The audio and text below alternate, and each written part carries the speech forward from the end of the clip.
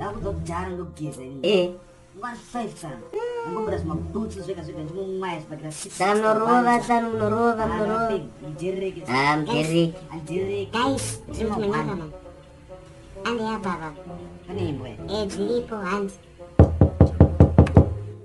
Hello. Jalibu. Tisuyemba. Uya. Sakari basi. Nzara ye. Kunde.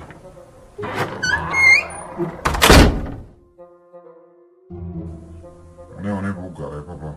Kasane masofa papa. Akasimba baba. Takasimba. Wakadiwa chini. Takasimba yedu baba. Baba tine program yedu yembwa. Tine program iyo yatinayo. Tinenge tichitsvaga tichiona dzimba dzine mbwa tichitsvaga mari yemushonga. Saka tachingoti kana muchikwanisa kutibatsira utaona sekuti kwanza apa mune mbwa yamunochengeta. Mari iyoyo baba inenge ichitibatsira kutapza utachiona hurabies mukati menharaunda yedu. Saka tachingoti kana zvichinge tatokuita mudeme tichingoturikedzesana baba vanorespectwa mucommunity yedu. Mariambo. Inini. Mariambo. Fana iwe. Do you know kuti ndinamukoma kuchipatara right now wakadmitwa because of cancer aroda mari yekemo. Do you even know kuti ndine hanzvadzi yangu izvezvi yekuberekwa naye iri mupolice station yakasungwa aroda mari yebail.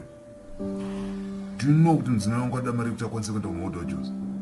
Do you know kuti mitoni yangu yese vasikana varitodawo mari yekuru? Ende pavanhu ivava vese ivava hapana kana vandiri kumbopa kana senti. Ndozope mafana imi. Kana mabuda musei mafradho.